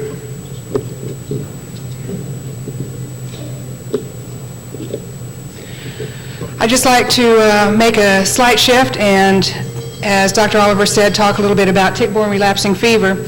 Your agenda says that I'll be speaking about tick-borne relapsing fever in Texas caves. Actually, I'll be speaking about relapsing fever in Texas cavers, so I'll be talking about people rather than places. Tick-borne relapsing fever is a disease of humans and other animals that has been recognized in North America since the early part of this century. It's endemic in most of the western United States, and outbreaks are sporadic and usually involve only a few people. You can see here that the earliest reports in the United States were in 1915 in Colorado, and then over the course of the next 25 or 30 years, we had reports from most of the other western states. Tick-borne relapsing fever is caused by Borrelia spirochetes, and the disease is transmitted by soft-shelled ornithodoros ticks. These ticks can survive long periods of starvation. They often feed at night for short periods of time. The adults can feed repeatedly. The females can lay hundreds of eggs after each blood meal. And each species of ornithodoros tick can carry a different species of Borrelia. And some of these species can be passed transovarially. There are two main tick species that cause or transmit tick-borne relapsing fever. The first, Ornithodoros hermsii, is found in the mountainous regions of western United States and Canada, and it can inhabit the crevices of old tree stumps and rodent-infested cabins. It transmits spirochetes through its saliva, and feedings of less than 1 minute can result in infection. The other main species is Ornithodoros turricata, which is predominantly found in the southwestern United States, Mexico, and South America, although ticks can be found on the Gulf Coast region of Florida and probably a few other areas. It is often found in caves. Often these caves are inhabited by sheep and goats. It can also be found in rodent and snake burrows. It also transmits spirochetes through its saliva, and again, feedings of less than 1 minute can result in infection. Ornithodoros hermsii transmits Borrelia hermsii, and Ornithodoros turricata transmits Borrelia turricati. Symptoms for tick-borne relapsing fever include fever, chills, headache, joint pain, muscle aches, lethargy, nausea and or vomiting, cough, photophobia, and delirium. And all this happens about 5 to 9 days after being bitten by ticks. Other symptoms include hematomegaly, rash, splenomegaly, meningitis, respiratory manifestations, and visual impairment. The disease can be self-limiting. On the other hand, up to 10 to 25% of patients can have severe central nervous system involvement, and infection in pregnant women can result in miscarriage. People with tick-borne relapsing fever can have several febrile episodes or relapses, as the name implies. And these relapses are usually less severe and of shorter duration than the original febrile attack. The reason for these relapses is because the spirochetes can alter their outer surface proteins and thus escape the host immune response. And during afebrile periods, you can usually find the spirochetes in brain, liver, kidney, or spleen. We can diagnose tick-borne relapsing fever in the laboratory by finding spirochetes in peripheral blood, either by dark field or staining peripheral blood smears, either thick or thin smears. We can also inoculate blood into mice and then analyze the mouse blood, or we can perform serologic tests using specific antigens. In Texas, since 1990, 13 cases of tick-borne relapsing fever have been reported. Now, tick-borne relapsing fever has only been reportable in recent years since February of 1994, so most of these were detected despite the fact that it was not a reportable disease. We found the spirochetes retrospectively in the blood smears of 2 patients, and the rest or 12 people developed antibody titers to Borrelia turricati. And we found Ornithodoros turricati at 4 of the 5 known exposure sites. And this map shows where the reported cases of tick-borne relapsing fever either were exposed, or in one case, the county of residence, since we could not figure out exactly where he got his illness. In 1994, we had 3 cases of tick-borne relapsing fever. The first occurred in Bell County in central Texas in February. The patient was one of 3 people who had been studying a cave for rattlesnakes, and he developed fever, headache, chills, night sweats, leg and back pain, nausea, and severe fatigue. He had 4 relapses in March. He had a particular rash on his legs during the last febrile episode. And then he finally saw a physician, actually had seen several, but saw a physician who thought that perhaps he did have relapsing fever. He was given a prescription for doxycycline, but told not to take it until he had his next relapse, which never occurred. So essentially, he had a self-limiting illness, although he said it was the worst illness that he had ever had. This is the cave. It's located on an Army base in Army post in Central Texas. It's usually gated and locked, so most people would not have access to this cave. It goes straight out down into the ground for 5 or 6 weeks, and then 5 or 6 feet, and then fans out. You can see that it's not a cave that you can easily stand up in. There is another entrance to the cave about 3 feet from the first entrance. It's very small. Only small mammals or snakes could enter through this hole. This is one of the patients for which we diagnosed the disease retrospectively through blood smear, and you can see spirochetes here and here.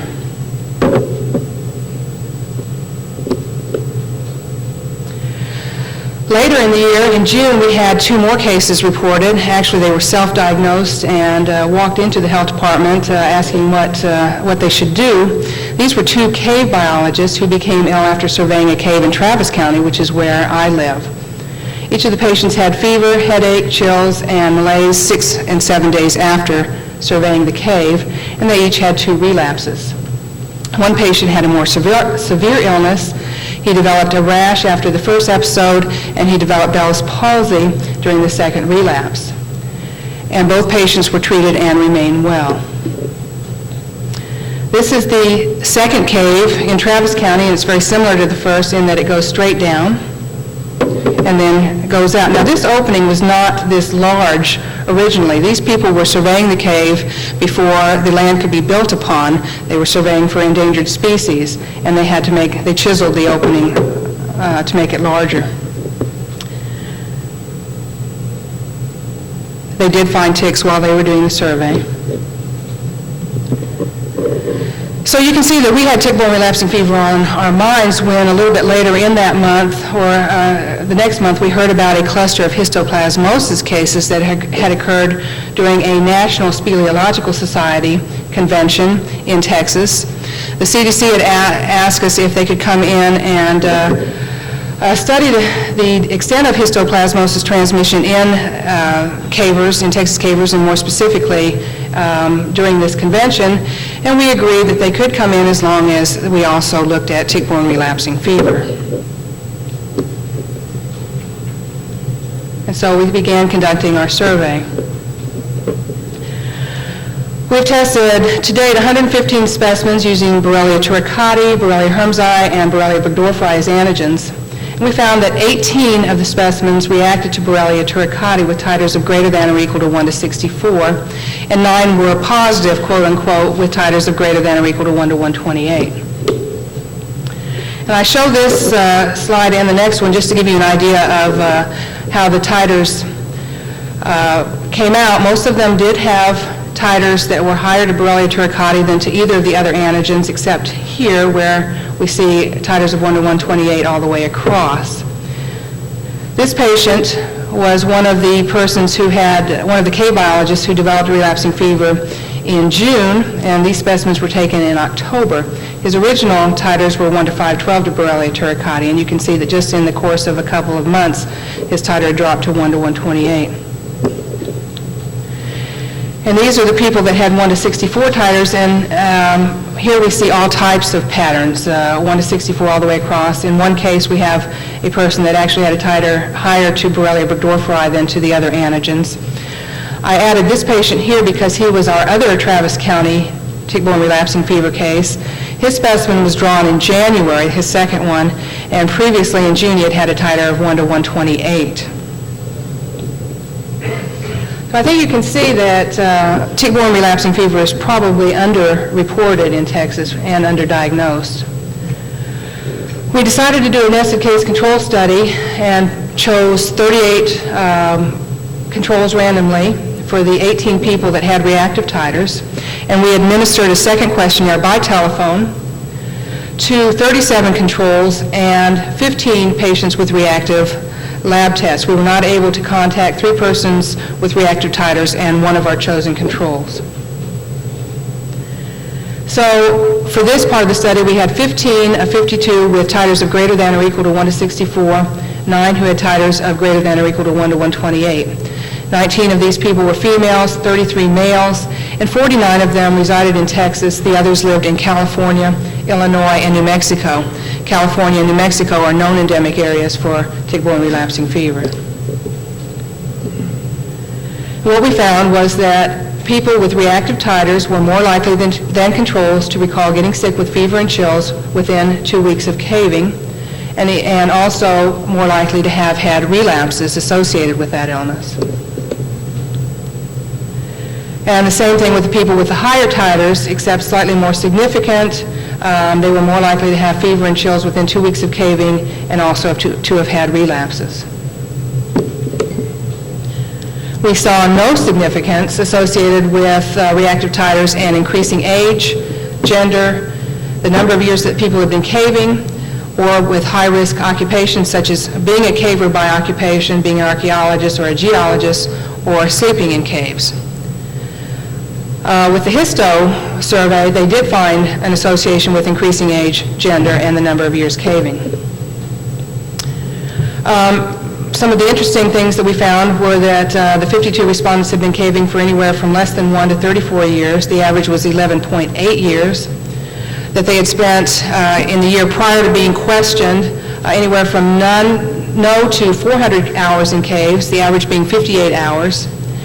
That 44 of the respondents recalled seeing ticks in caves, and that only 25 or a quarter of the respondents were repellent, anywhere from 2 to 100% of the time. Only 2 of the 52 were their repellents 100% of the time. 12 of the 52 did recall getting sick with fever within 2 weeks of caving. 3 said that their symptoms relapsed, but only 2 said that they had seen ticks during the period of time that they had been caving prior to getting ill. The symptoms for the 12 people included headache, sweats, chills, muscle aches, nausea and or vomiting, joint pain, and photophobia. So that's where we are right now. There is another convention that will be held in a couple of weeks, and we will attend that to enroll more people in the survey.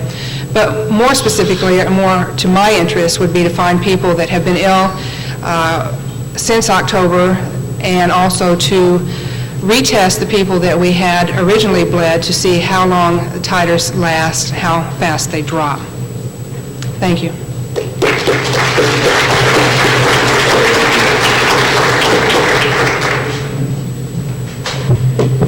We now have scheduled a discussion of the morning's papers, and if Dr. Anderson and Daly would come back up and have a seat so they could take questions.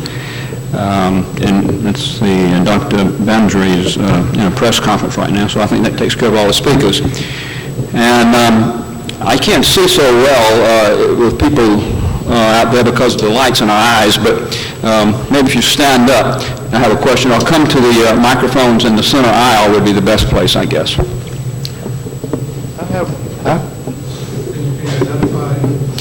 Identify yourself, please. Is it on? Can you hear me? I can hear you. Okay. I'm Richard Ford from Ocean Springs, Mississippi, and I'm in family medicine, internal medicine. I've personally seen at least 2 cases of Lyme disease, both of which were identified serologically, and I'm looking at the list that are put on the board with 000 in Mississippi, and if I've seen 2, there must be more. And I wonder about that, and I wonder about the method of saying that you have to have been in an area that's endemic, because I don't believe we've been studied enough to know, and I think that's the problem. Yeah, I can comment on that. Well, you know, whether an area has been classified as being endemic or not is based on previous case reports. There's been a slight prejudice, I think, a notion that really big outbreak didn't occur in the South, and therefore cases that would appear to be Lyme disease were differentially diagnosed as something else. It's also a possibility that the different strains that we have in the South may provoke different set of clinical symptoms.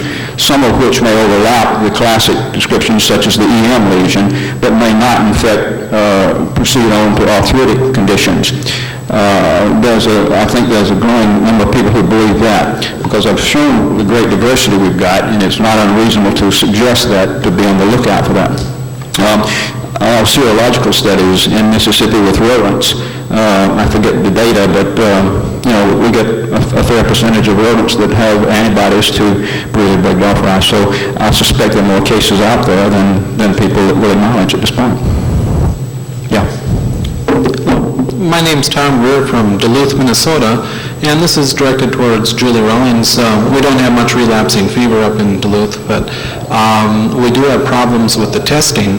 And my question is, if we're seeing relapses in these patients because of antigen shifts, and you're seeing rapid drops in the titers in these patients, with each subsequent relapse, is it the tests are not primed for the antibodies that you're looking for, and do you think that maybe the sensitivity of the test is going down and these people are still infected, or do you think that truly the patients have a self-limiting disease and that their antibody titers are just dropping because of absence of disease? Well,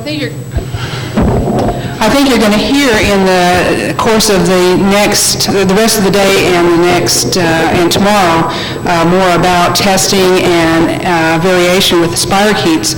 I think it's very difficult to answer your question with regard to Lyme disease, and after speaking about relapsing fever and variation, but I can say that originally people did not test for relapsing fever using serologic methods because of the antigenic variation, and we've now realized that there are a lot of antigens that do not change, and we can still detect those titers, and it does appear that we do have rapid drops in antibody titer. I'm not sure that always occurs with Lyme disease.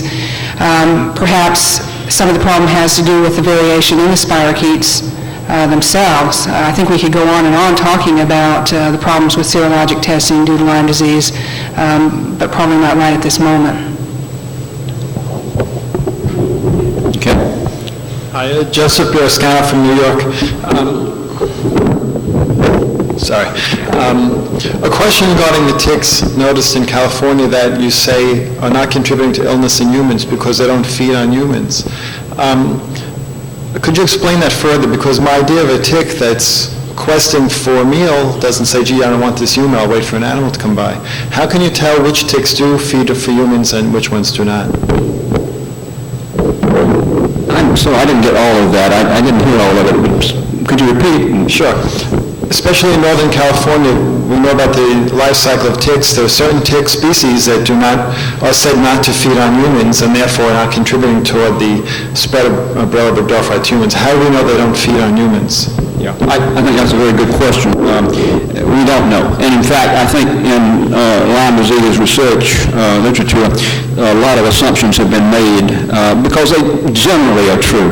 But people forget sometimes to say what exceptions exist. And so when we say that Ixodes dentatus doesn't feed on humans, I've seen that in the literature, it just does not feed on humans. Well, what I think the person meant was it doesn't often feed on humans, or it hasn't been reported often from humans.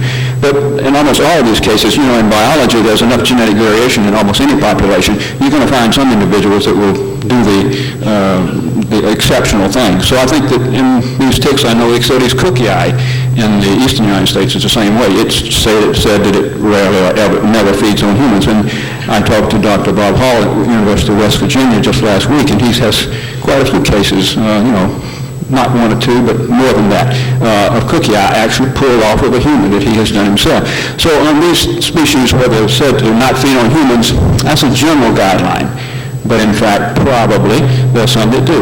And then people are notorious for not remembering which tick fed on them, or even though the tick did feed on them. So I would think that some of these ticks are responsible for a few cases sometime.